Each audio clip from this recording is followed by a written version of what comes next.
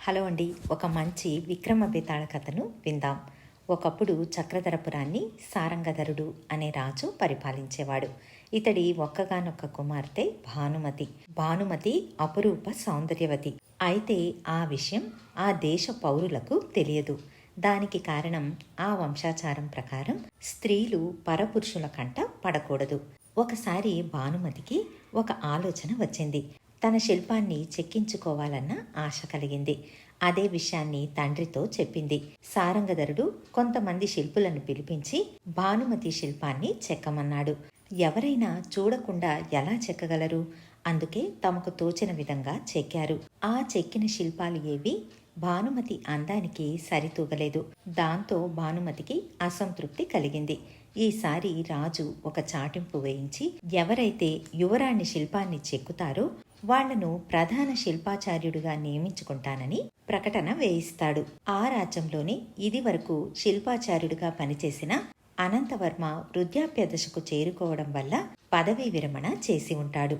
ఇప్పుడు అతడి కొడుకైన వినయవర్మ ఆ రాజపు సరిహద్దు రాజ్యంలో ఉన్న శిల్ప కళాశాలలో అభ్యాసాన్ని చేస్తూ ఉంటాడు. తన తండ్రిని చూడాలని చక్రధర రాజ్యానికి వచ్చిన వినయవర్మకు రాజు ప్రకటన గురించి తెలుస్తుంది. అతడు తన తండ్రితో, రాజు ప్రకటన విన్నావా నాన్న? ఎంత విచిత్రంగా ఉంది కదూ! ఎవరైనా చూడకుండా శిల్పాన్ని ఎలా గీయగలరు అని అడుగుతాడు. దానికి అనంతవర్మ, నువ్వన్నది నిజమే. యువరాణిని చూడకుండా ఆమె శిల్పాన్ని ఎలా చెక్కాలని ప్రతి శిల్పిని కలవరపరిచే ప్రశ్నే.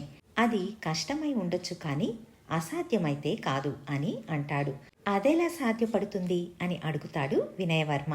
దానికి అనంతవర్మ, మన రాజ్యానికి ఆగ్నేయ దిశగా వెళితే ఒక అద్భుతమైన అరణ్య ప్రాంతం ఉంది. అక్కడికి చేరుకోవాలంటే కాస్త కష్టమైన పనే. ఆ ప్రాంతానికి ప్రతి అమావాస్య నాడు యక్షజాతి వాళ్ళు వస్తారు. వాళ్ళు గొప్ప మంత్రతంత్ర కోవిదులు. వాళ్ల సహాయం తీసుకుంటే లోకంలో సాధ్యం కానిదంటూ ఏదీ ఉండదు. దానికి వినయవర్మ, నేను వెళ్ళి ప్రయత్నించాలని అనుకుంటున్నాను. యువరాణి భానుమతి శిల్పాన్ని చెక్కి ఆస్థాన ప్రధాన శిల్పిని కావాలని ఉంది అని అంటాడు. అప్పుడు అనంతవర్మ, తప్పకుండా ప్రయత్నించు. ఎల్లుండే అమావాస్య. నువ్వు ఈ పనిని సాధించి ఆస్థాన ప్రధాన శిల్పివి అవుతావంటే అంతకన్నా ఆనందం నాకింకేముంటుంది? నేను చేయలేని పనిని నువ్వు సాధించు అని అంటాడు. తండ్రి ఆశీస్సులతో వినయవర్మ మరుసటి రోజు ఉదయమే ఒక గుర్రాన్ని తీసుకుని బయలుదేరుతాడు. ఒక పగలు రాత్రి ఆగకుండా ప్రయాణం చేసి అరణ్యంలో యక్షులు ఉండే ప్రాంతానికి సూర్యాస్తమయం అవుతూ ఉండగా చేరుకుంటాడు. అప్పటికే ప్రయాణంలో బాగా అలసి ఉన్న వినయవర్మకు ఒక పెద్ద కొలను కనిపిస్తుంది.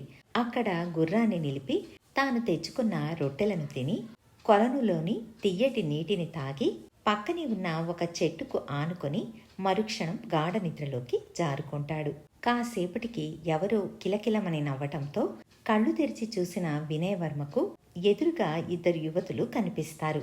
వాళ్ళ వస్త్రాధారణ, నగలు, అందచందాలు చూసి వీళ్ళు యక్షులై ఉంటారని పసిగట్టాడు వినయవర్మ. ఇంతలో ఆ యువతులు వినయవర్మ కేసి చూసి, పాపం, మా వల్ల నీకు నిద్రాభంగం కలిగింది. చూస్తే గొప్ప సాహసవంతుడిలాగా ఉన్నావు. ఇంతకు ఇక్కడికి ఎందుకు వచ్చావు అని అడుగుతారు. అప్పుడు వినయవర్మ ఆ యక్షునులకు నమస్కరించి, నేను సాహసవంతుడో అవునో తెలియదు, కానీ నేను ఒక శిల్పిని. మా రాజు తన కుమార్తె అయిన భానుమతి శిల్పాన్ని ఎవరైతే చూడకుండా చెక్కుతారో అతడికి ప్రధాన శిల్పాచార్యుడి ఉద్యోగాన్ని ఇస్తానని ప్రకటించాడు. ఇందుకు మీరు సహాయపడతారని ఈ మహా అరణ్యానికి వచ్చాను. దయచేసి నాకు సహాయం చెయ్యండి అని వేడుకుంటాడు. అది విని ఇద్దరిలో ఒకరు, అయితే నువ్వు ఇప్పుడు మనిషిని చూడకుండా శిల్పాన్ని చెక్కాలన్నమాట. నా పేరు చంప, నా సఖి పేరు మానస. మా శిల్పాలు కూడా చెక్కించుకొని ఆ శిల్పాలను ఈ వనానికి అలంకారప్రాయంగా ఉంచాలని ఉంది. యువరాణి భానుమతి శిల్పం చెక్కిన తర్వాత మా శిల్పాలను కూడా చెక్కుతానని మాట ఇస్తావా అని అడుగుతుంది. దానికి వినయవర్మ, తప్పకుండా చెక్కుతాను. అయితే యువరాణి భానుమతి రూపం ఎలా ఉంటుంది? అది తెలిస్తేనే కదా నేను చెక్కగలను అని అంటాడు. వెంటనే చంప చిటికె వేసి ఏదో మంత్రం చదివి, ఇదిగో మీ యువరాణి భానుమతి అని మానసను చూపిస్తుంది. ఆ మరుక్షణంలోనే మానస మానవ రూపంలోని అత్యంత సౌందర్యవతి అయిన కన్యా రూపంలో కనిపిస్తుంది. ఇది చూసిన వినయవర్మ ఆశ్చర్యపోయి, తప్పకుండా ఈవిడ రాకుమారి భానుమతి అయి ఉంటుంది. అయితే ఇప్పుడు మానస ఏమైనట్టు అని అడుగుతాడు. నేను రాకుమారి రూపంలో ఉన్న మానసనే, నా గొంతు నీకు తెలియటం లేదా అని అడుగుతుంది మానస. అప్పుడు వినయవర్మ, అద్భుతం, మీ వల్ల సాధ్యం కానిదంటూ ఏదీ లేదు. ఇప్పుడు నాకు శిల్పం చెక్కడానికి ఒక పాలరాయి కావాలి. ఆమె రూపం ఉన్నది ఉన్నట్టుగా చెక్కడానికి ఆమె మీద వెలుగు ప్రసరించాలి అని అడుగుతాడు. ఆ మరుక్షణం చంప చిటిక వేసి ఏదో మంత్రం జపించగానే ఒక పాలరాయితో పాటు రాకుమారిపై వెన్నెల లాంటి వెలుగు కూడా ప్రసరించింది. వినయవర్మ తనతో పాటు సంచిలో తెచ్చుకున్న సుత్తి, ఉలి మొదలైన పనిముట్లు బయటకి తీసి తన పనిని ప్రారంభించబోతాడు.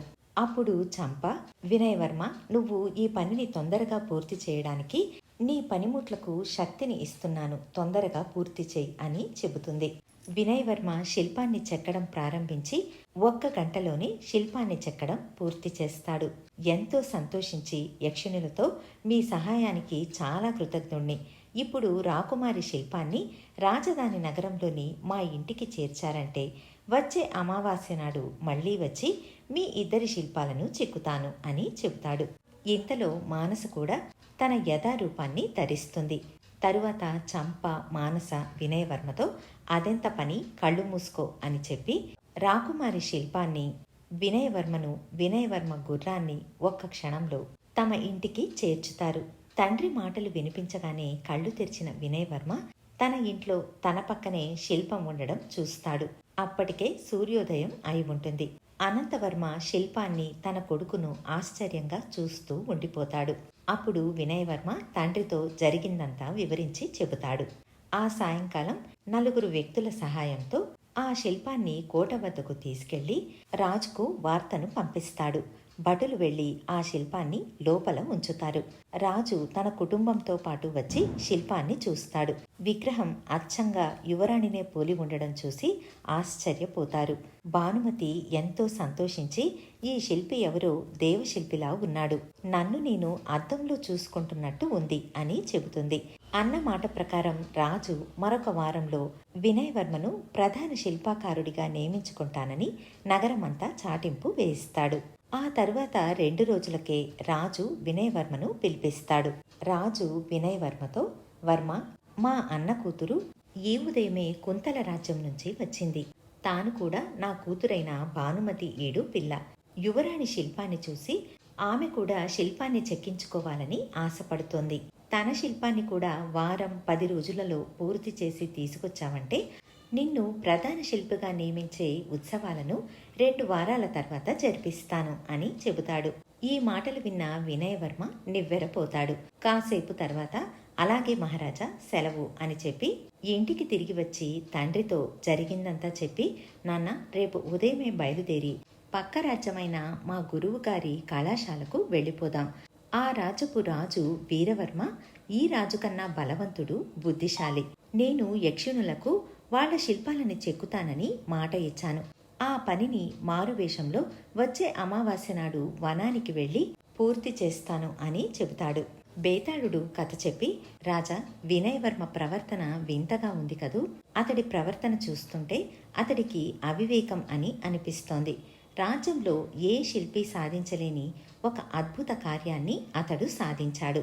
రాజు అతన్ని ఆస్థాన ప్రధాన శిల్పిగా నియమిస్తానని బహిరంగంగా ప్రకటించాడు. ఎలాగూ అతడికి యక్షిణుల సహాయం ఉంది కదా, ఆ యక్షిణుల సహాయంతో రాజు కోరినట్టు తన అన్న కూతురి శిల్పాన్ని చెక్కి ఇవ్వవచ్చు కదా. అలా చేసి ఉంటే అతడికి ప్రధాన శిల్పి పదవితో పాటు బహుమతులు, గొప్ప సన్మానం దక్కేవి కదా. ఇవేవీ కాదని వృద్ధుడైన తండ్రితో పరాయి దేశానికి పారిపోవాలన్న నిర్ణయం తీసుకున్న వినయవర్మ జ్ఞానమూఢుడు కాదా? ఈ సందేహానికి సమాధానం తెలిసి చెప్పకపోతే నీ తల 1000 ముక్కలవుతుంది అంటాడు. దానికి విక్రమార్కుడు, స్త్రీలు పరపురుషులను చూడకూడదు అన్నది ఆ రాజు వంశాచారంగా కనిపిస్తోంది. దానిని మనం తప్పు పట్టలేం. అయితే తన కుమార్తెను చూడకుండా ఆమె శిల్పాన్ని చెక్కించాలనుకోవడం మూఢత్వం. యువరాణిని చూడకుండా శిల్పాన్ని చెక్కిన వినయవర్మ అలా ఎలా చెక్కాడు అన్న అనుమానం రాజుకు కానీ యువరాణికి కానీ తన అన్న కూతురికి కూడా కలగలేదు. ఇది వాళ్ళ మూఢత్వం అని అనిపించుకుంటుంది. వినయ్ వర్మ విషయానికొస్తే అతడికి తండ్రి చెప్పే వరకు ఇలాంటి కార్యాలను యక్షునుల సహాయం ద్వారా చేయవచ్చని అతడికి తెలియదు. ఆ పని సాధ్యపడిన తర్వాత రాజు మరొక శిల్పాన్ని చెక్కమనడం వినయ్ వర్మకు ఏవగింపుగా అనిపించింది.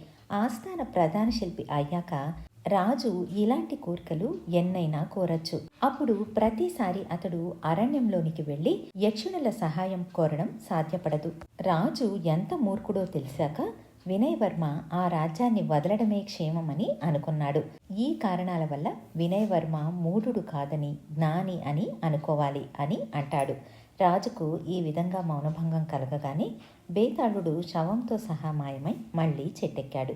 ఇదండి చందమామలోని ఒక అందమైన కథ. మళ్ళీ మరొక మంచి కథతో మీ ముందుంటాను. ధన్యవాదాలు.